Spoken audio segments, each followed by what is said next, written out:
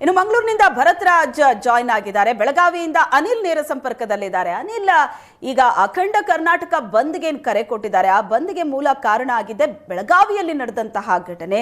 ಅಲ್ಲಿಂದ ಕಿಚ್ಚು ಶುರುವಾಗುತ್ತೆ. ಈ ಬಂದ್ಗೆ ಸಂಪೂರ್ಣವಾದ ಬೆಂಬಲ ಈ ಕ್ಷಣದ ತನಕ ಸಿಗ್ತಾ ಇಲ್ಲ.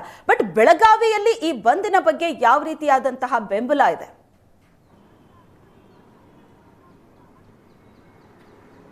ಹೌದು ಶ್ವೇತಾ, ವಿವಿಧ ಬೇಡಿಕೆಗಳ ಈಡೇರಿಕೆಗೆ ಆಗ್ರಹಿಸಿ ಕನ್ನಡ ಸಂಘಟನೆಗಳ ಒಕ್ಕೂಟಗಳ ಅಧ್ಯಕ್ಷರಾಗಿರ್ತಕ್ಕಂತಹ ವಾಟಾಳ್ ನಾಗರಾಜ್ ಅವರು ಇಡೀ ಕರ್ನಾಟಕ ಬಂದ್ಗೆ ಕರೆಯನ್ನು ನೀಡಿರುವಂಥದ್ದು. ಅದನ್ನು ಬೆಳಗಾವಿಯಾಗಿಲ್ಲಿ ಸಂಪೂರ್ಣವಾಗಿ ಯಶಸ್ವಿ ಮಾಡುವ ದೃಷ್ಟಿಯಿಂದ ನಿನ್ನೆಯಷ್ಟೇ ಬೆಳಗಾವಿಯ ಸಾಹಿತ್ಯ ಭವನದಲ್ಲಿ ವಿವಿಧ ಕನ್ನಡ ಪರ ಸಂಘಟನೆ ಮುಖಂಡರು, ರೈತ ಸಂಘಟನೆ ಕಾರ್ಯಕರ್ತರು ಹಾಗೂ ಕಾರ್ಮಿಕ ಸಂಘಟನೆ ಮುಖಂಡರು ಕೂಡ ಬೆಳಗಾವಿಯಲ್ಲಿ ಪೂರ್ವಭಾವಿ ಸಭೆಯನ್ನು ಮಾಡಿದರು. ಯಾವುದೇ ಕಾರಣಕ್ಕೂ ಬಂದನ್ನು ಸಂಪೂರ್ಣವಾಗಿ ಯಶಸ್ವಿ ಮಾಡಬೇಕು ಬೆಳಗಾವಿಯಲ್ಲಿ. ಯಾಕಂತಂದರೆ ಕಳೆದ ಹಲವು ದಿನಗಳಿಂದ ನಾಡದ್ರು MESನ ಪುಂಡಾಟಿಕೆ ಹೆಜ್ಜೆ ಆಗ್ತಿರುವಂಥದ್ದು. ಸರ್ಕಾರಿ ನೌಕರರ ಮೇಲೆ MES ಭಾಷಿಕರ, ಮರಾಠಿ ಭಾಷಿಕರ ಏನು ದರ್ಪ ಜಾಸ್ತಿ ಆಗ್ತಿರುವಂಥದ್ದು. ಹೀಗಾಗಿ ಈ MESನ ನಿಷೇಧ ಮಾಡಬೇಕು, ಅದ್ರ ಜೊತೆ ಶಿವಸೇನೆಯನ್ನು ನಿಷೇಧ ಮಾಡಬೇಕು ಅಂತೇಳಿ ಆಗ್ರಹಿಸುವ ಅಗತ್ಯತೆ ಇದೆ. ಈ ಕಾರಣಕ್ಕೆ ಸರ್ಕಾರದ ಮೇಲೆ ಒತ್ತಡ ಹಿಡಿಕೆ ಇಡೀ ಬೆಳಗಾವಿಯನ್ನು ಬಂದ್ ಮಾಡಬೇಕು. ಅದಕ್ಕಾಗಿ ಈಗಾಗಲೇ ಎಲ್ಲ ಸಂಘಟನೆಗಳ ವಿಶ್ವಾಸಕ್ಕೆ ತೆಗೆದುಕೊಳ್ಳುವ ಕೆಲಸವನ್ನು ಕೂಡ ವಿವಿಧ ಕನ್ನಡ ಪರ ಸಂಘಟನೆಗಳು ಮಾಡ್ತಿರುವಂಥದ್ದು. ಮತ್ತೊಂದೆಡೆ ಗಡಿ ಭಾಗದ ಅಭಿವೃದ್ಧಿಗೆ ಒತ್ತು ಕೊಡಬೇಕು, ಅದ್ರ ಜೊತೆಗೆ 5-6 ದಶಕಗಳಿಂದ ಇರ್ತಕ್ಕಂಥ ಮಹದಾಯಿ ಯೋಜನೆ ಜಾರಿ ಆಗಬೇಕು ಅನ್ನುವಂಥ ಆಗ್ರಹ ಕೂಡ ಇರುವಂಥದ್ದು. ಹೀಗಾಗಿ ಈಗಾಗಲೇ ಆಟೋ ಚಾಲಕರ ಸಂಘ ಕೂಡ ಬೆಂಬಲ ನೀಡುವಂಥದ್ದು, ವಕೀಲರ ಸಂಘ ಕೂಡ ಬೆಂಬಲ ನೀಡುವಂಥದ್ದು, ತರಕಾರಿ ಮಾರಾಟಗಾರರ ಸಂಘ ಕೂಡ ಬೆಂಬಲ ನೀಡುವಂಥದ್ದು. ಮತ್ತು ಅದ್ರ ಜೊತೆಗೆ ವಿವಿಧ ಅಗತ್ಯ ಸೇವೆಗಳು, ವೈದ್ಯಕೀಯ ಸೇವೆಗಳಾಗಿಯೂ ಬಸ್ ಸಂಬಂಧಪಟ್ಟಂಗೆ ಯಾವ ಆರಂಭ ಇರ್ತವೆ. ಆದರೆ ವಿವಿಧ ಸಾಕಷ್ಟು ಸಂಘಟನೆಗಳು ಈ ಕನ್ನಡ ಸಂಘಟನೆಗಳಿಗೆ ಬೆಂಬಲ ನೀಡೋಕ್ಕೆ ಈಗಾಗಲೇ ಒಪ್ಪಿಗೆಯನ್ನು ಸೂಚಿಸಿದ್ದಾರೆ. ಇವತ್ತು ಕೂಡ ಎಲ್ಲ ಸಂಘಟನೆಗಳಿಗೆ ಹೋಗಿ ಮನವರಿಕೆ ಮಾಡುವ ಕೆಲಸವನ್ನು ವಿವಿಧ ಕನ್ನಡ ಪರ ಸಂಘಟನೆಗಳು ಮಾಡಲಿದ್ದಾರೆ. ಹೀಗಾಗಿ ನಾಳೆ ಏನು ಬೆಳಗಾವಿಯಿಂದ ಚನ್ನಮರುತದಿಂದ ಬಸ್ ನಿಲ್ದಾಣವರೆಗೂ ಕೂಡ ಬೃಹತ್ ಪ್ರತಿಭಟನಾ ರ್ಯಾಲಿ ಕೂಡ ಇರಲಿದೆ. ಅದರ ಜೊತೆಗೆ ಸಾಕಷ್ಟು ಸಂಘಟನೆಗಳು ಈ ಬಂದ್ಗೆ ಬೆಂಬಲ ನೀಡುವುದಾಗಿ ಕೂಡ ಈಗಾಗಲೇ ಭರವಸೆ ನೀಡುವಂಥದ್ದು. ಹೀಗಾಗಿ ನಾಳೆ ವಾಟಾಳ್ ನಾಗರಾಜ್ ಅವರು ಕರ್ನಾಟಕ ಬಂದ್ಗೆ ಕರೆಯನ್ನು ನೀಡಿದ್ದಾರೆ. ಅದು ಬೆಳಗಾವಿಯಲ್ಲಿ ಯಶಸ್ಸು ಸಿಗುವ ಸಾಧ್ಯತೆ ಕೂಡ ಇರುವಂಥದ್ದು ಶ್ವೇತಾ.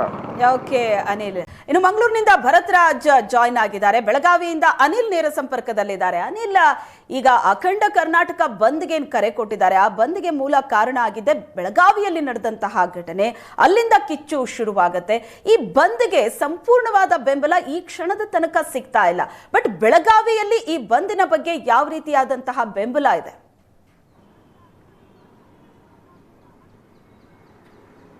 ಹೌದು ಶ್ವೇತಾ, ವಿವಿಧ ಬೇಡಿಕೆಗಳ ಈಡೇರಿಕೆಗೆ ಆಗ್ರಹಿಸಿ ಕನ್ನಡ ಸಂಘಟನೆಗಳ ಒಕ್ಕೂಟಗಳ ಅಧ್ಯಕ್ಷರಾಗಿರ್ತಕ್ಕಂತಹ ವಾಟಾಳ್ ನಾಗರಾಜ್ ಅವರು ಇಡೀ ಕರ್ನಾಟಕ ಬಂದ್ಗೆ ಕರೆಯನ್ನು ನೀಡಿರುವಂಥದ್ದು. ಅದನ್ನು ಬೆಳಗಾವಿಯಾಗಿಲ್ಲಿ ಸಂಪೂರ್ಣವಾಗಿ ಯಶಸ್ವಿ ಮಾಡುವ ದೃಷ್ಟಿಯಿಂದ ನಿನ್ನೆಯಷ್ಟೇ ಬೆಳಗಾವಿಯ ಸಾಹಿತ್ಯ ಭವನದಲ್ಲಿ ವಿವಿಧ ಕನ್ನಡ ಪರ ಸಂಘಟನೆ ಮುಖಂಡರು, ರೈತ ಸಂಘಟನೆ ಕಾರ್ಯಕರ್ತರು ಹಾಗೂ ಕಾರ್ಮಿಕ ಸಂಘಟನೆ ಮುಖಂಡರು ಕೂಡ ಬೆಳಗಾವಿಯಲ್ಲಿ ಪೂರ್ವಭಾವಿ ಸಭೆಯನ್ನು ಮಾಡಿದರು. ಯಾವುದೇ ಕಾರಣಕ್ಕೂ ಬಂದನ್ನು ಸಂಪೂರ್ಣವಾಗಿ ಯಶಸ್ವಿ ಮಾಡಬೇಕು ಬೆಳಗಾವಿಯಲ್ಲಿ. ಯಾಕಂತಂದರೆ ಕಳೆದ ಹಲವು ದಿನಗಳಿಂದ ನಾಡದ್ರು MESನ ಪುಂಡಾಟಿಕೆ ಹೆಜ್ಜೆ ಆಗ್ತಿರುವಂಥದ್ದು. ಸರ್ಕಾರಿ ನೌಕರರ ಮೇಲೆ MES ಭಾಷಿಕರ, ಮರಾಠಿ ಭಾಷಿಕರ ಏನು ದರ್ಪ ಜಾಸ್ತಿ ಆಗ್ತಿರುವಂಥದ್ದು. ಹೀಗಾಗಿ ಈ MESನ ನಿಷೇಧ ಮಾಡಬೇಕು, ಅದ್ರ ಜೊತೆ ಶಿವಸೇನೆಯನ್ನು ನಿಷೇಧ ಮಾಡಬೇಕು ಅಂತೇಳಿ ಆಗ್ರಹಿಸುವ ಅಗತ್ಯತೆ ಇದೆ. ಈ ಕಾರಣಕ್ಕೆ ಸರ್ಕಾರದ ಮೇಲೆ ಒತ್ತಡ ಹಿಡಿಕೆ ಇಡೀ ಬೆಳಗಾವಿಯನ್ನು ಬಂದ್ ಮಾಡಬೇಕು. ಅದಕ್ಕಾಗಿ ಈಗಾಗಲೇ ಎಲ್ಲ ಸಂಘಟನೆಗಳ ವಿಶ್ವಾಸಕ್ಕೆ ತೆಗೆದುಕೊಳ್ಳುವ ಕೆಲಸವನ್ನು ಕೂಡ ವಿವಿಧ ಕನ್ನಡ ಪರ ಸಂಘಟನೆಗಳು ಮಾಡ್ತಿರುವಂಥದ್ದು. ಮತ್ತೊಂದೆಡೆ ಗಡಿ ಭಾಗದ ಅಭಿವೃದ್ಧಿಗೆ ಒತ್ತು ಕೊಡಬೇಕು, ಅದ್ರ ಜೊತೆಗೆ 5-6 ದಶಕಗಳಿಂದ ಇರ್ತಕ್ಕಂಥ ಮಹದಾಯಿ ಯೋಜನೆ ಜಾರಿ ಆಗಬೇಕು ಅನ್ನುವಂಥ ಆಗ್ರಹ ಕೂಡ ಇರುವಂಥದ್ದು. ಹೀಗಾಗಿ ಈಗಾಗಲೇ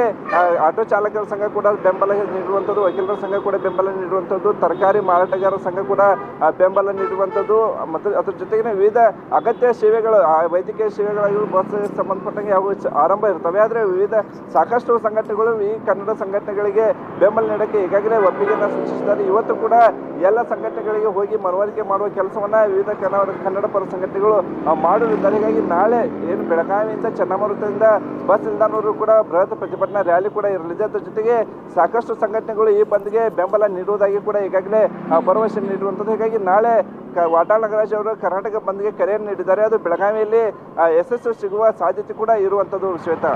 ಓಕೆ ಅನಿಲ್.